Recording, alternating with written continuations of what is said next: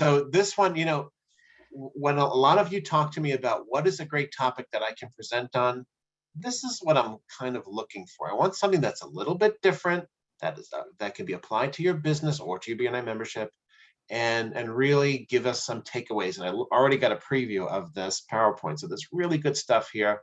So without wasting any time, I'm going to turn it over to Zovig. But first, I just want to say, if you've got any questions, put them right into the Q&A so we can answer them at the end of the presentation. And if you have any comments or anything else like that, put them right into the chat. And with that, I'll turn it over to Zovig. Okay, thank you, Steve. Good morning, everybody. Hello, good morning, and good afternoon for those of you on the East Coast. I am Zovig Garboushian, and I am so happy to be here and talk about one of my favorite subjects, which is money. So I'm going to be bringing to you what I call charge higher fees. Like, let's just get right to it, right? We want to charge higher fees. This is about changing your relationship with money so that you can drop the fear around charging what you're worth once and for all. Now, I will tell you, you're not going to walk away a changed human being and everything will be different. This is about mindset, and mindset takes practice and continuous participation in order to change. But I promise you, there's going to be something in here that's going to trigger something for you around how you see and relate to money that will help you shift how you start to charge what you charge.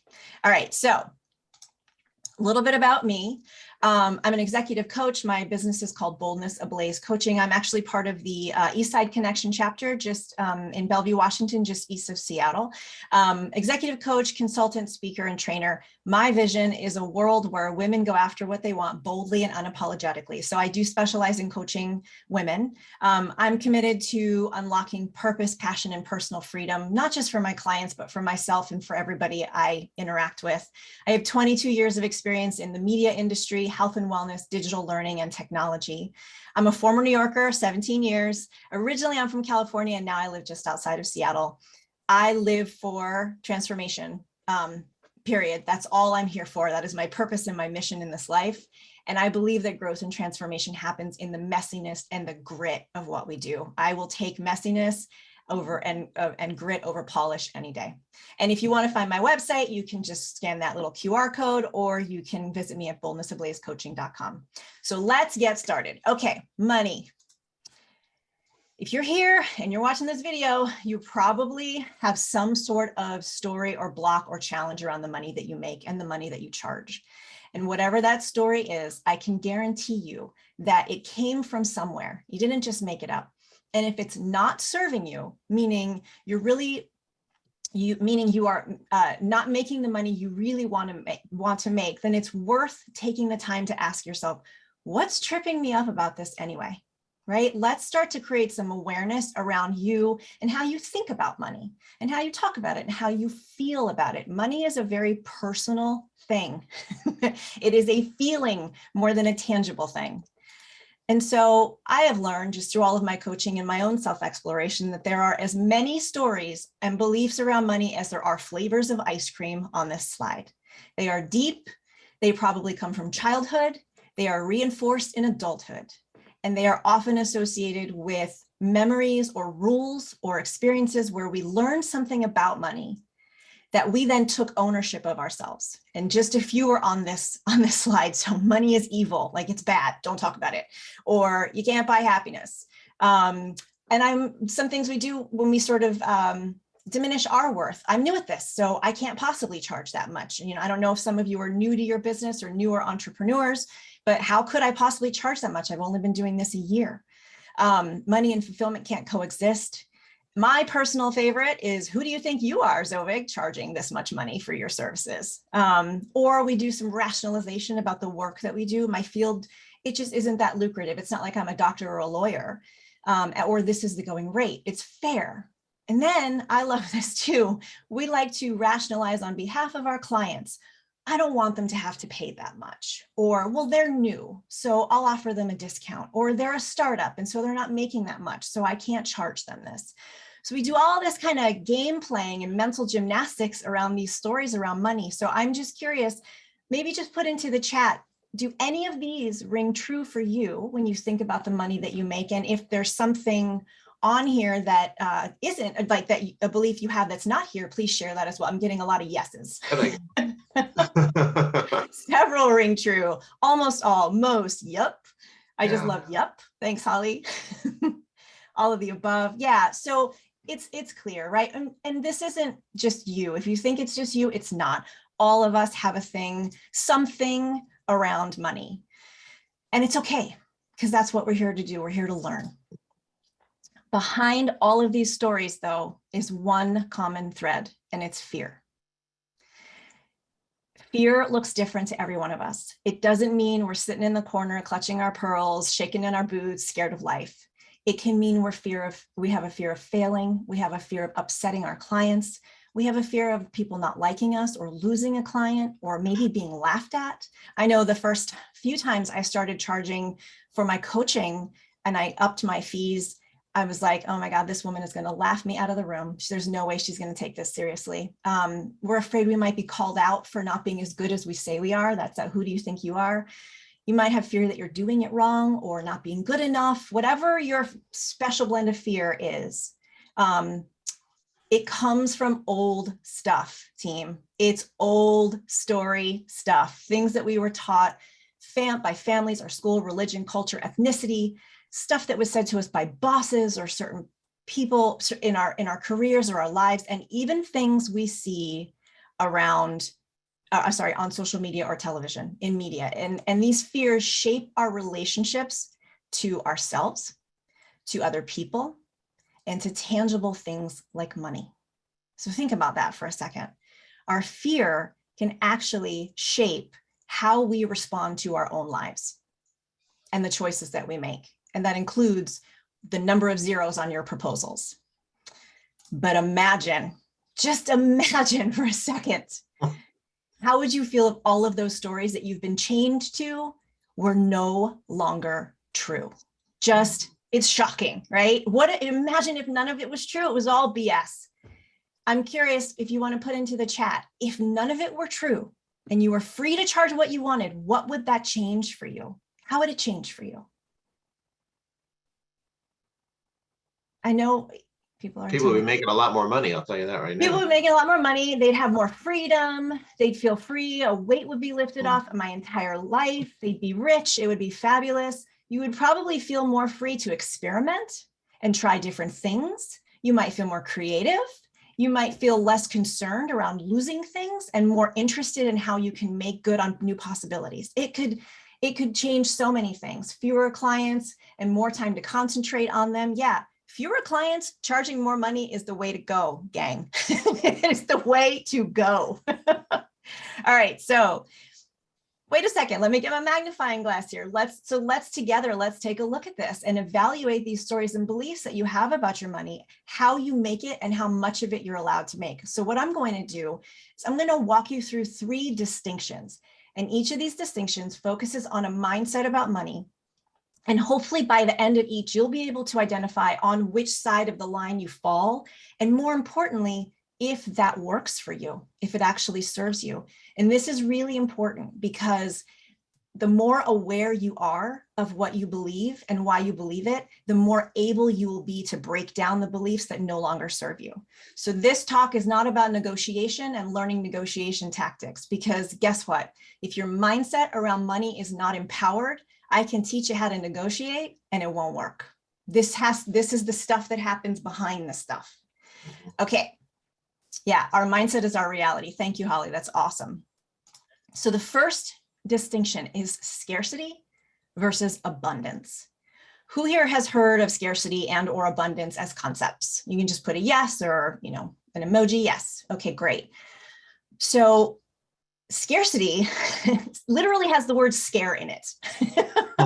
And once I saw that, I was like, wow, it actually has the word scare in it. And it makes sense because coming from this mindset, when you are in a scarcity mindset, when you come at things from scarcity, what it means is you believe you will never have enough and that you have to take what you can get, whether that's true or not. And scarcity can be about money. It can be about time. It can be about love. It can be about relationship, attention. It can be about a lot of things.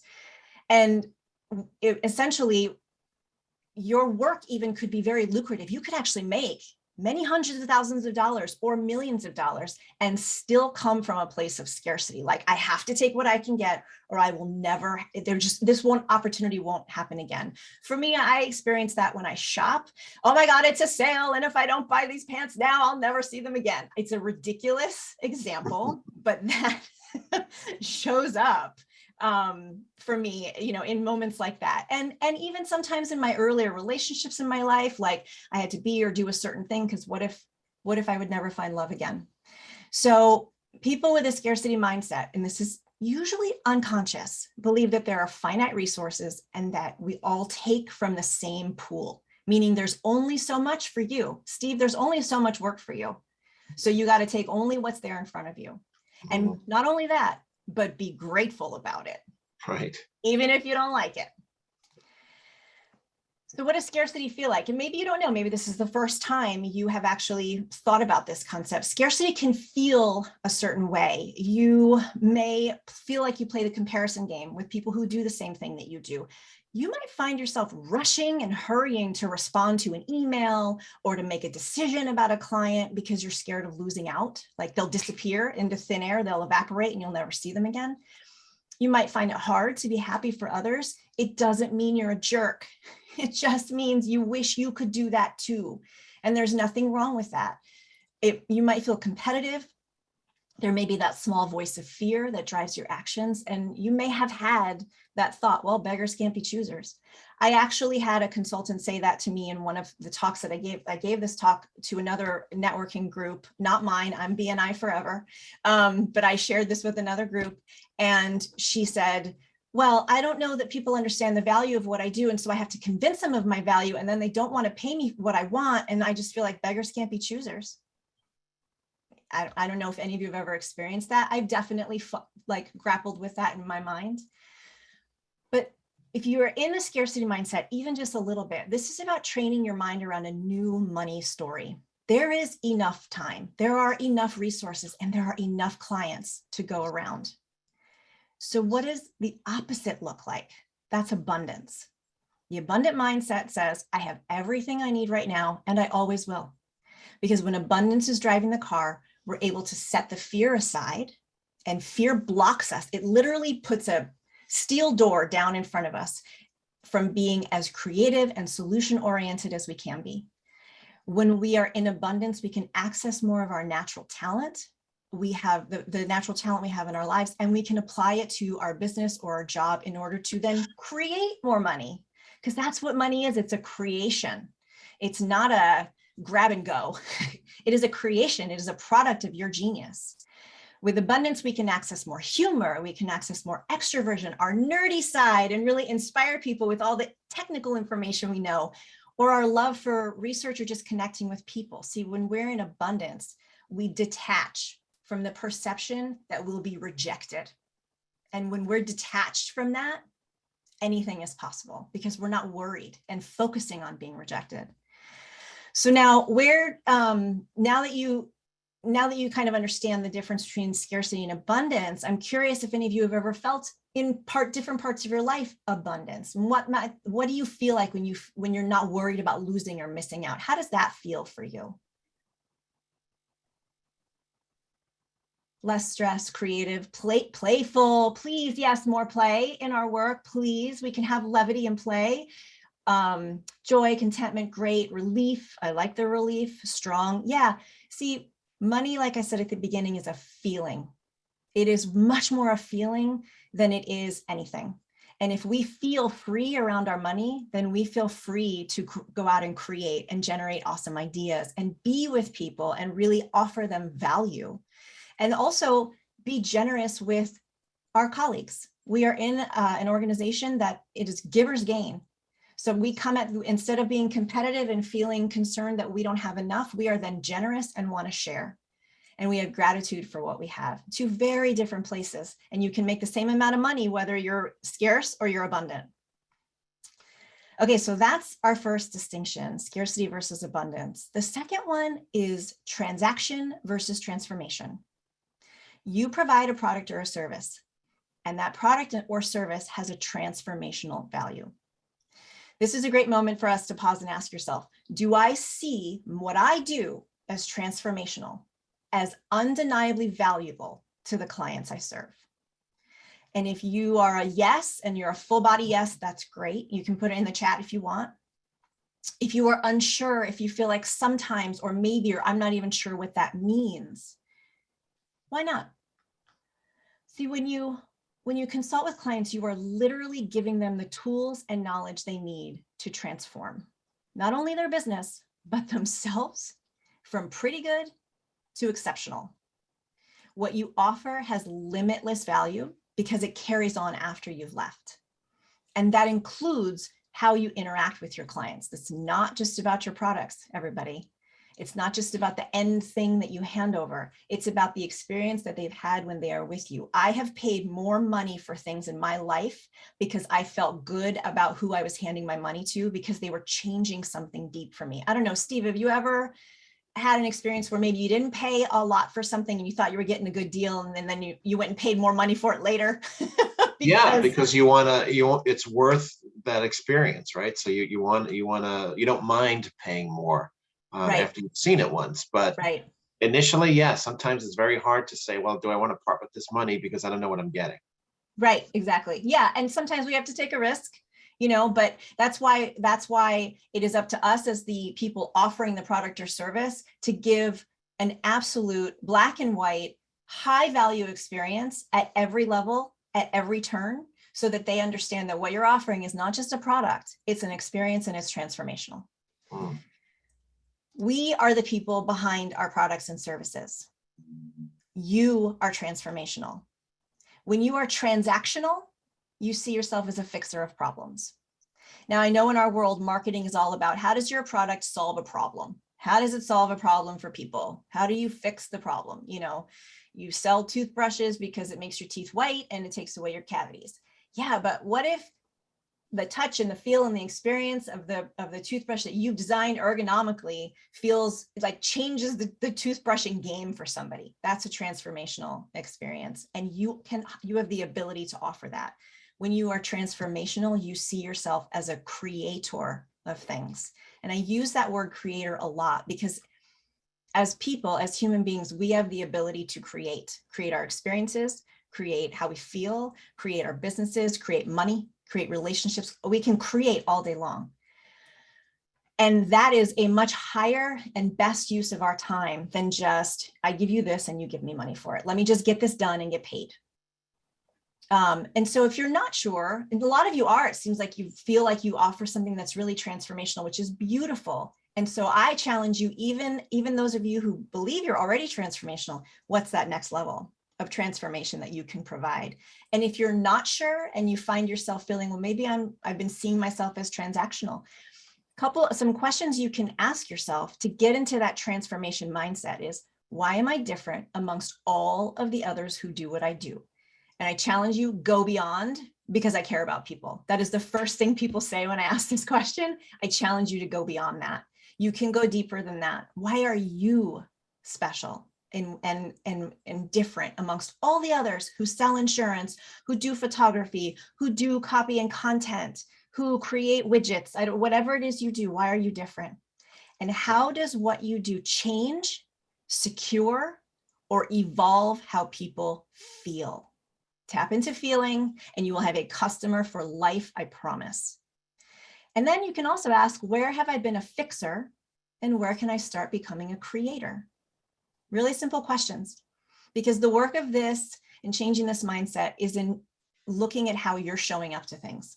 It's just about how we show up to stuff. It has nothing to do with outside circumstances. Any thoughts or anything in this? I'm seeing a lot of chat, by the way, everybody. I can't keep up with it, but Steve, anything to add here?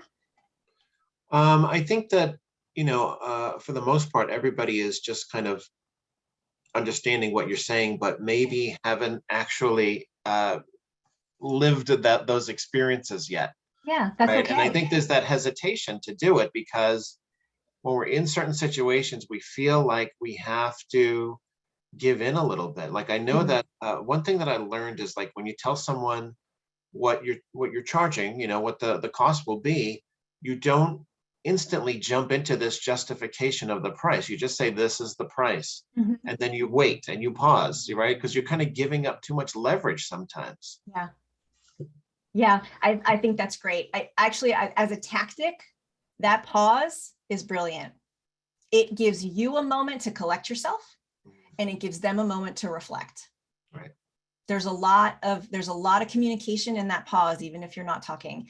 And if this is new for you, and it's fine that it is, and quite frankly, I've been doing this stuff for years, it's still new for me. When I get to a new client that seems bigger or more intimidating, I'm like, how do I, what's this gonna feel like? And I have to intentionally sit down and get reconnected with myself and my fees. And I do have some tactics at the end of this, everybody, that hopefully will help you start to put some stuff into practice if this is new. But if this is new, it's okay, because you have nowhere to go but up. It can only get better, right? Okay. All right, moving on. Actually, Rachel Yes. is asking, can you please repeat the line about changing and evolving? How does what you do change or evolve? How does what you do change? Wait, let me see if I can. Oh, the question, how does what I do change, secure, or evolve how people feel? There you go. Hope that helps. Okay. All right. The last distinction is past experience versus future value.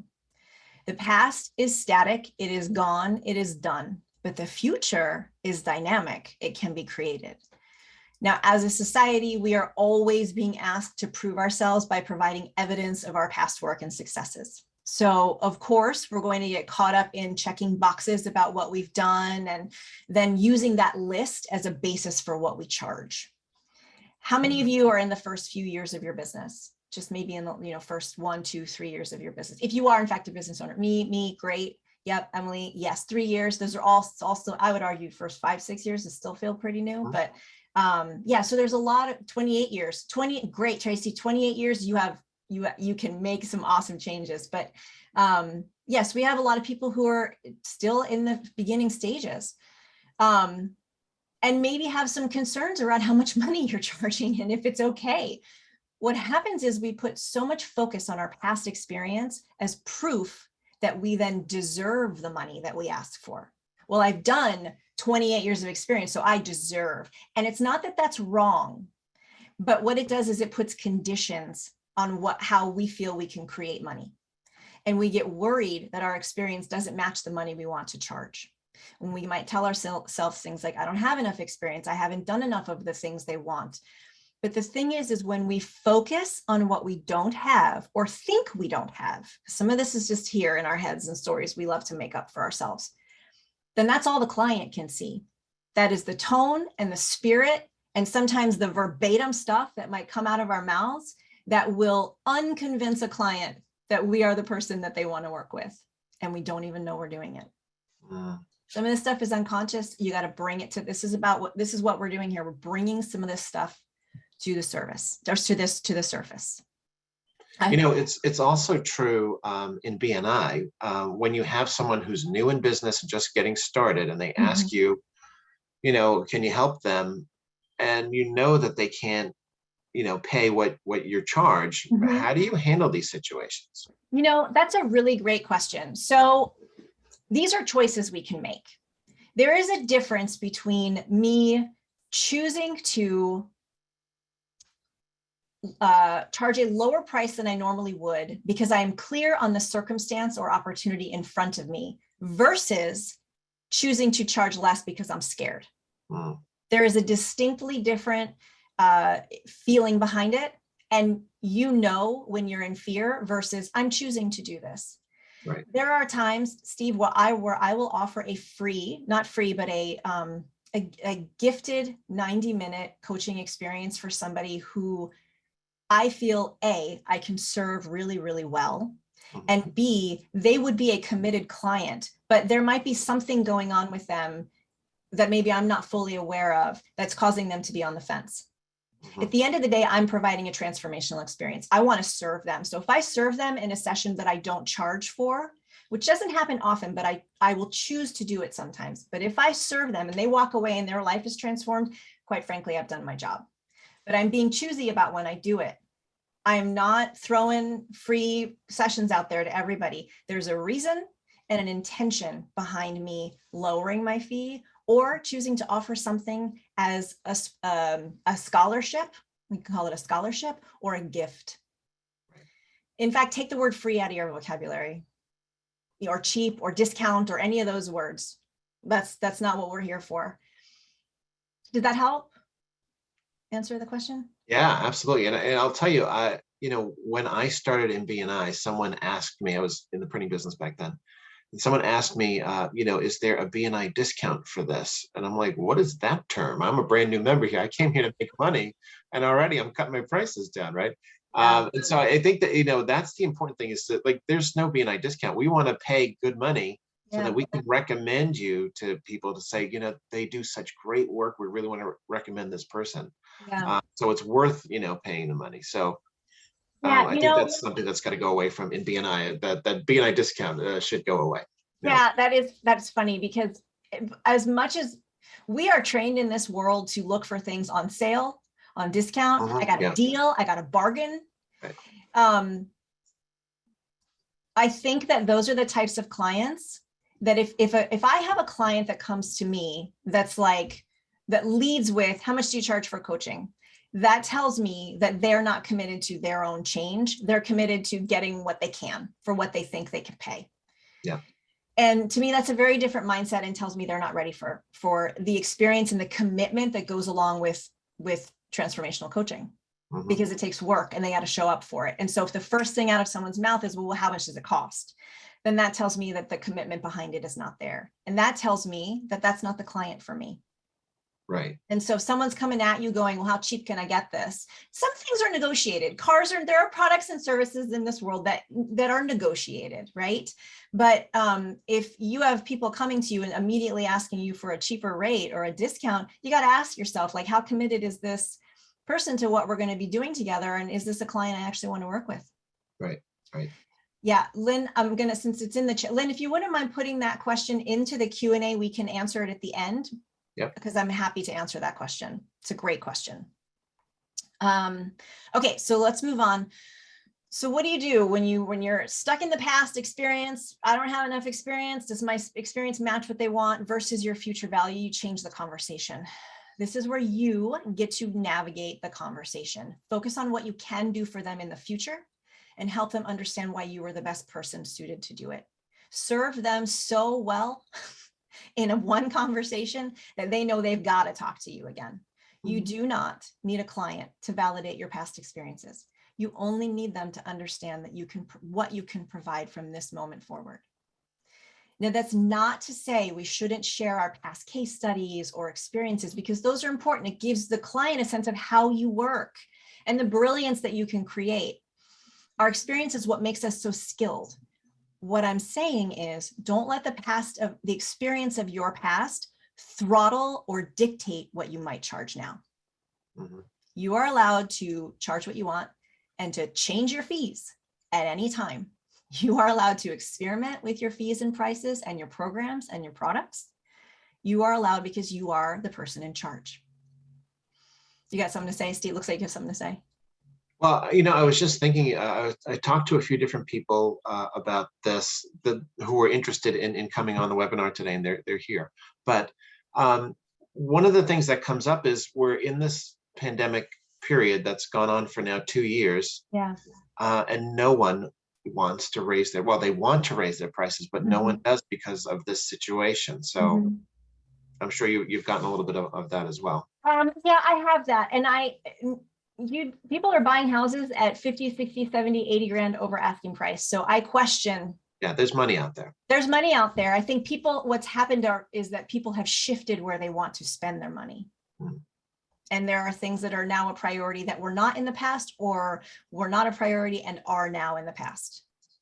I will always find money for something I believe is going to change my life. Always.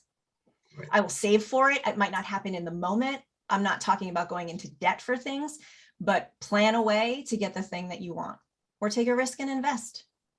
There's always a way. There's always a way. Okay, so we're changing the conversation. And I want to share this quote, this excerpt from one of my favorite books called The Prosperous Coach. It is about how to create clients. It's specific to coaches, but if you took out coach and put consultant, it would make the same. It would be the same, have the same impact. If I have a new higher fee or a new high program fee, I want to be deeply grounded in that new fee. It helped me sometimes to say it many times out loud, to get my body and brain and muscle memory rehearsed with it, maybe even simulate my side of the conversation many times over, so it becomes comfortable, easy, and natural to actually say it. Then I want to talk myself into the value of what my fee is, as if I were an attorney making a case for it in my mind. I might mention to myself some coaches who charge more than that and realize that I can do a better job than they can for probably less money. I might reflect on some clients who have received a disproportionately high return from my lower fee. This all prevents me from talking myself out of the fee. And oh my God, have I talked myself out of a fee? I have talked oh my goodness. Ladies and gentlemen, I am not speaking at you. I am here with you. I have talked myself out of a fee and I kicked myself for it. I don't know. Have you ever done that, Steve? Yeah, it happens. I think you're in the moment sometimes and you're not really thinking about, the long-term regret that you're going to have for that. Yeah, exactly. And actually, I love this here. I used to apologize in the chat. Used to apologize for the cost of the products I promote. I don't do that anymore. Thank you. Do not apologize for the price of your products. This is you creating genius out in the world. So this is where your new money story awaits. Start seeing yourself as a creator of money instead of someone who just gets paid. How do you do that? You let go of the stories that you've grown so very fond of and give yourself a new framework through which you can relate to money. We get very attached to our stories. We get very angry when people try to challenge our stories, whether it's about money or relationships or work or whatever. This is a time, if your money story is not serving you, it's time to start looking at how you can let it go. It is no longer your friend. So here's one way that I do this. Complete these sentences in a way that serve you. First, money equals.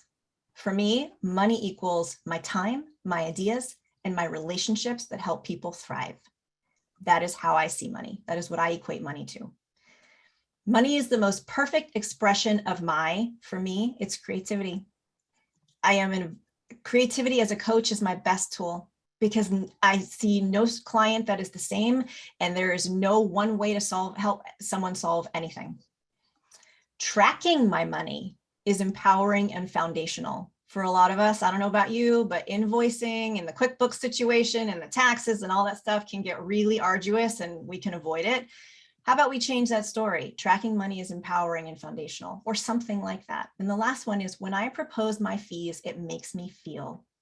And I say it makes me feel proud that I have the guts and that I have the juice to be able to put that proposal out there in the world and wait courageously to see what comes back. So that's a little exercise that you can do. And then some other things that you can do tactically, because I love inspiration, but if we're not walking away with something to apply and actually put into practice, then inspiration kind of goes away pretty fast. So first, visual, have your fees in front of you in color so that you are never without them. I have my coaching fees taped to the bottom of my computer screen, so I see them at all times. So when someone asks me what I charge, I don't get nervous and hesitate. It's right there in front of me. I have no excuse. Practice them until those words fall out of your mouth. Say them over, and I'm telling you, stand in front of the mirror. Say them to your partner, say them to your animal. Get used to those words just coming out of your mouth. 3, talk yourself into your fees. Why are you amazing? What is the transformational service you are providing? How do you provide undeniable quality in what you do? Number 4 is capture 5 or 10 stories of the past transformations you've created, not because you have to prove it to clients, but so you can see how transformational you are. Number 5 is focus your communication on what you will do, not what you haven't done. Put the attention on the thing that you want to grow. Number 6 is check your mindset for scarcity. And if you feel it, because it's human and natural, the first thing to do to get you out of it is get grateful. Get grateful. I have this opportunity. I have this job. I have this whatever, fill in the blank. Number 7 is own your unicorn. What makes you magically different? It is something, and it's not just because you like people and you like to help people. It is something deeper. Go deeper. Number 8, don't negotiate, because the expectations they have of you don't decrease even if your fees do. And I saw somewhere way up in the chat, someone said, okay, if you want to go cheaper, then let's figure out what we can cut from my services. And I loved that. Again, I know that there are some industries that do have negotiation as part of the practice. I understand that. And being thoughtful and intentional around that negotiation is your key here, not letting fear drive the negotiation train. And the last one is get comfortable with saying no. If I have a client that comes at me with, well, what do you cost first? That's probably a no for me. And I'm okay saying that because I'm in abundance and there will be another client that comes along. They are not the last one. So those are just some tactics that you can do for yourself.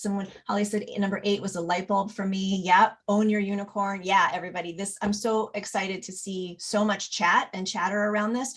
So this is where we can ask some questions. And I know that there are a few in the Q&A. Yep. So go ahead, Steve. So going back to what we were just talking about, how do you answer the question, what's the cost? Yeah, it depends on the situation. I mean, as a coach, I'm always answering a question with a question first. You know, who's asking that? Is that the client? They're allowed to ask what the cost is. Mm-hmm. And if it's at a point in the conversation, it's awkward when it's at the beginning, when someone comes at me with, well, what do you cost? Before I've even explained what it is we can do together, or before I've even had a chance to learn about them as a potential client. And so what I usually do is I say, well, let's slow the train down for a second. I want to hear why you've come to me. I'm curious why you'd like to talk, why you're curious about coaching. So that's one way. And it's not that you're being evasive. It's that you're giving yourself the opportunity to evaluate them as a client. And if you get to a point in the conversation where the cost is just a natural inquiry, you tell them your cost. There are 3 ways to work with me. This way, cost this way, and this way. And then you close your mouth. And you wait. You got to give them space to process. Silence is not scary. Silence is processing. And Dennis is asking, do you see a difference between cost and investment or capital in the wording? Oh, the wording is so good, Dennis. That's a great question. Cost and investment. I think of coaching and what I do as an investment in their growth and their success. So absolutely, I do see that. Language creates reality. That's why I say gift or scholarship versus free. That's why when you maybe in your proposals, you don't say fee or project fee, you say investment. Uh-huh. Absolutely, it is a mindset. You say different words, you believe something different about it, and your clients will start to believe something different about it. Okay, and I think that answered the person who asked, if I choose to give someone a lower fee, how do I word it? Say that one more time, Steve. If I choose to give someone a lower rate, how do I word it? Yeah, that's a great question. So here's a little bit of a script. Normally what I would charge for this product or this package is X. And I can see that I would really love an opportunity to work with you. And I think that it would be great for us to test the waters and see how this might work for us, because I think there's a lot of value here for both of us. So how about this? I'd like to offer you this same package at this rate. Or even better, you know what? Let me come back to you. Can you give me 24 hours? And then give yourself the space and the time to process. And you get space and time too, to process and think about if you'd like to discount. Sorry, said the wrong word. If you'd like to lower the rate for an intentional reason. See, we all get caught. I got caught in it too. If you'd like to lower the rate, or if not. And so there's always a way for you to create a pause and space between you and the situation. You know what? I think this is a really great opportunity. I'd like to figure out a way to work with you. Could you give me a day to figure out what this could look like otherwise? Go away, think about your thing, come back intentionally. Check your scarcity, check all the stuff, and then come back with a different investment number. All right, Tracy's got a good question, and she says, please address scaling or introducing new services. So with introducing, You know what, actually, Tracy, I'm going to ask you to tell me a little more about what you mean about scaling or introduce, what specifically around those, because I would love to answer that question. I think I have a feeling of what you mean, but I want to be sure before I answer it. So just type in another question so I can get that in there. And then I'm going to come back to that question. Okay, so while she's doing that, would you rather have 2 or more people buy a service at a cheaper price, for example, 2,000, than only one person buying at a higher price, let's say, 3,000? Yeah, so it's a great question. My personal opinion is, what's more fun? What's more exciting? How busy are you? Right, do you have right. too many clients and you can only take on one more? And then you might want to have the one that pays more. Or do you have 2 really cool, potentially awesome clients that you could have a blast working with and learn something from, and you might charge less? The answer is, it depends. Okay, yeah, good enough. Okay. All right. Let's see. I don't see Tracy in here yet. Okay. There is a question underneath. Oh, here it is. I found it. Oh, okay. She wrote, customer is used to past programs and services. Aha. Then you are busier and will be upgrading offerings. Yeah. Okay. So the customer is used to a price, and there was another question here about raising your prices. Here's the thing. Every one of these moments is a reason for a conversation. Steve, you and I have been working together off and on over the last 4 years. I have done a lot of great work. We've created a lot of transformation together, and for me and my business to continue to grow, I've looked at the fees that I charge and evaluated how much value I'm offering. And so I wanted to let you know that starting on X date, I'm going to be charging X price for the program that you've taken advantage of. I would love to see you keep going. I'd love to have you back. Why don't you think about it, and let's reconnect in a week. Give them a lead time, Can we hire you to talk to our customers like that? Absolutely. I hope that answers the question. Okay. Yeah, that's good. How do we best compete with the hundreds of self-service options that pop up every day? Alice, that's a really great question. And I'm in that inquiry myself right now, because there are a lot of companies out there that are offering coaching services that are much less expensive because they're bulk and they're productized. That is where what I'm working through is, what is the value of working with someone like me, and how is it exponentially greater than going through the MIC version of the MIC coaching version. And that's not to say that what those automated companies offer isn't good, because I actually contract with one of them and I have some really great clients that I work with. However, I have my own personal business too, and it's a very different experience. And so differentiating yourself, knowing your unicorn, and maybe even broadening the things that you offer. This might be where you add skills to what you do, add nuances to your products or services that aren't offered in another way. We're all going to be up against that. It's just those things are evolving. And so being as aware as you can be of what else is being offered that you are up against is probably your key. And then the service and the experience and the feeling that you give people. It's about feeling. People pay for feeling good. That's where the answers, I think, lie. So I'm still getting right with that myself, and it's a great question. Yeah, I think a couple of people are kind of dancing around this subject is, how do you move on from existing clients because you used to charge them a lot less in the past? How do you move on? So you want to cut the relationship entirely? Yep. You give them the same script that you use for raising your prices, and you see how they respond. Right. Unless a client is toxic and it's ruining you, and it's not fun and it's bad for you. That's a different thing. But if you are with a client that they're not paying you what you want to be paid, the answer is the same. Hello, Steve, we've been working together this long. I wanted to let you know that I'm raising my prices starting X date. Yeah. And you have an option of staying or leaving. It's your choice. Yeah. Because why? Because you're not scarce, you are abundant. And where you create space for something, it will be filled with the thing that you are looking for. That is universe, everybody. That is how it works. If you look for it, it will show. So that should answer Amanda's question. Great. If someone accepts your fee really quickly, is that a sign that you should have charged more? I love this question. Okay, especially when you are new in the business. You're like, okay, I charge $900,000. They're like, great, sign me up. Pause them. Yeah. You deserve the pause. They deserve the pause. It may be that you didn't charge enough and that they are excited because they're getting you on the cheap.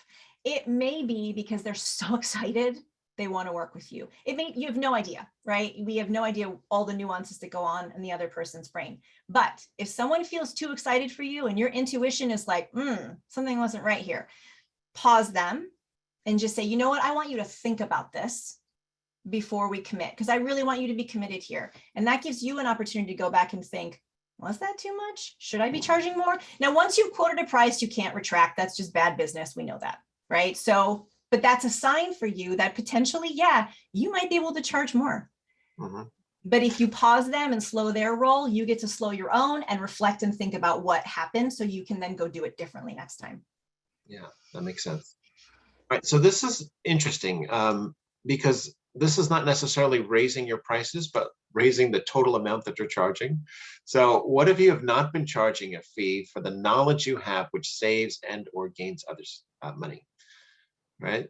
Yeah. So yeah, all this time, the research or whatever that they hadn't been building into their fees really needs to go in there.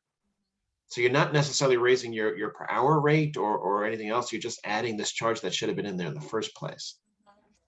I mean, the simple answer is you add it in. You add it in and you explain it or line item it or whatever your format is for sharing the cost of what you do. Right. You add it in. Typically I spend X amount of hours doing research or fact finding or whatever. And then I spend X amount of hours executing, and this is however that looks. And you can line item it if you want, or you can just give them one full sticker price that says it includes X, Y, and Z, and know that you are building in. Because, and I have the same thing. There are parts of coaching where I offer assessments for my clients. There is a cost to take the assessment. There is also a cost of my time to create their debrief report so that I can debrief them on that assessment. That's a couple hours of my time. I build that into my full coaching package. Right. Okay. Yeah. Okay. Let's see. How do you handle clients that are very needy and expect extra work or reports or advice and don't expect a charge? How do you handle clients that are needy and don't expect to be charged? They do, yeah. So they don't expect a charge, but they do expect you to do extra work. Well, hopefully there is some sort of contract or written agreement that dictates what you are actually going to be doing. Because the first thing I would say is to go back to that client and say, I would love to be able to support you with this.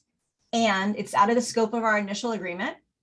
So I can do this for you. And here's what I would charge for it. There's no, I know we want like special language and magic tricks, but some of this is just straight up facing what's happening in front of you. Yeah. And you got to address it head on.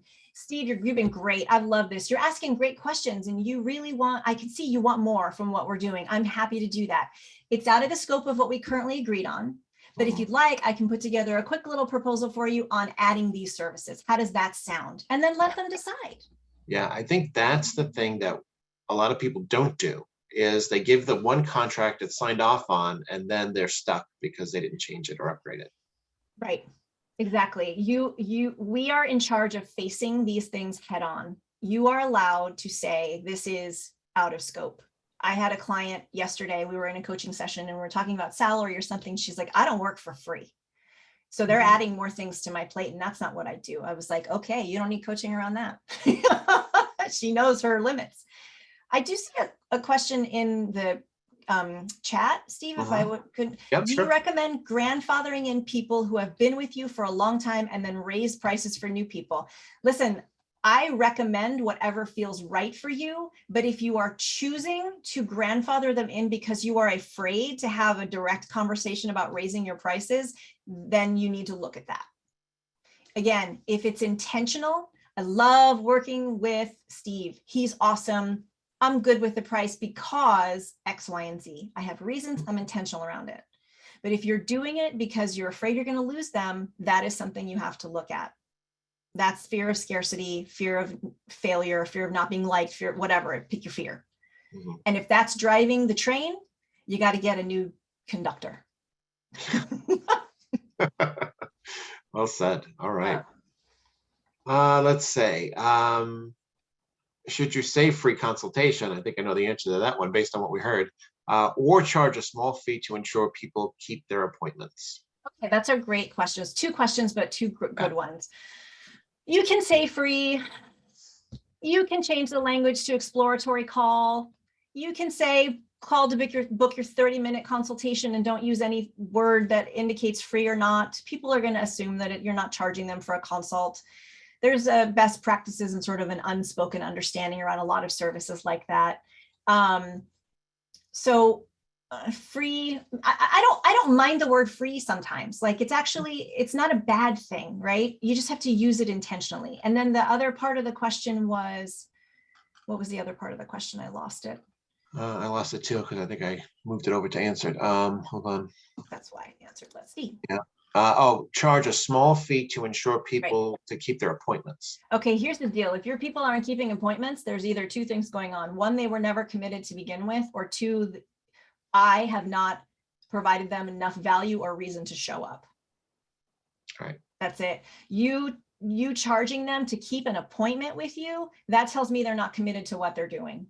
And that puts us in the position of having to force people to show up for an agreement that we have. And that's wrong. And that's a bad client, and run away.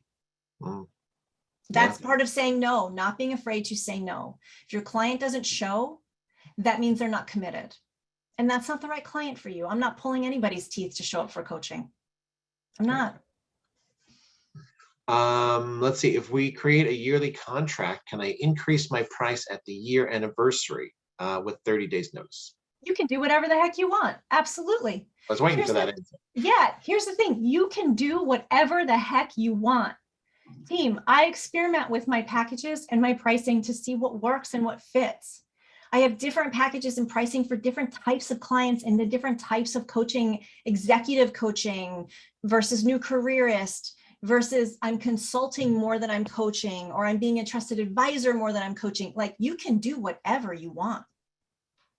I don't know how many of us are in regulated industries, but anybody I work with personally that offer me things, except for products like, my Calendly that I pay for each month, and those are set price. There's some things that are set and whatever, but even Netflix sends me an email like 6 months before they raise their prices to say, hey, heads up, just so you know, it's going to cost more to get those reruns. All right, so that should answer Bubba's question about hourly versus value-added pricing, the whole idea of experimenting with what your charges. Experiment, see what works. Here's a challenge. Next client you have show up, double your price. Just double it and see what happens, and do it as an experiment. Let me just see what happens. Come at it with some courage. Come at it with this new mindset. Come at it from abundance. So if you charge somebody $1,000 for something, charge them $2,000. I'm completely serious, and see what happens. The worst that happens is they don't show up for it, and then there's space for the next client that really wants it. Yeah, I think you have to look at what you're charging out there in the market. And I know a lot of people in BNI are kind of in the middle or towards the bottom. So there is room to charge more. There's always room. And it's, I like that you keep using this word courage. Because really, you just have to try it.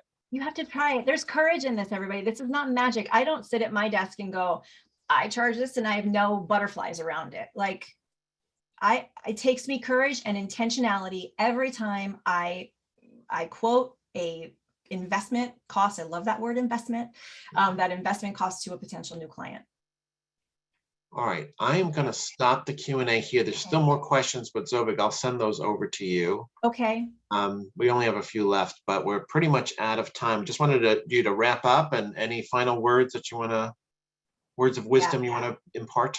Yeah, well, first I want to thank everybody for being so curious and so interested in how they can evolve their business from a money perspective. And I really hope that there's one piece of gold that came out of this that's helping you look at yourself and evaluate the why behind what you're charging, not just the what, but the why, because the why drives everything.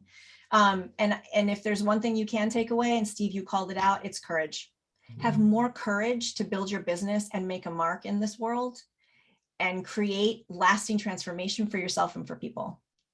Excellent. If you can find me at boldnessablazecoaching.com or email me at zovig@boldnessablaze.com. I'm in the BNI app. Find me there. I'd love to have a one-to-one. That's great. And everyone who asked, yes, this will be on the YouTube channel at about 5 o'clock tonight, this evening. And also people are asking about sharing the slides. Are you okay with sending that PowerPoint out? You know what, I'm going to practice my own, what I preach, and pause on that and get back to you if that's okay. And if at the very least, what I can do is add, share the tips of the things that they can do for themselves and the sentences to complete. That's where the gold is in there. So I will get back to you by the end of the day, Steve on that. Sounds great. Okay. All right, everyone. Thanks for being on today. Give yourselves a CEU, and we will see you all next week. Take care. Bye, everyone. Thank you.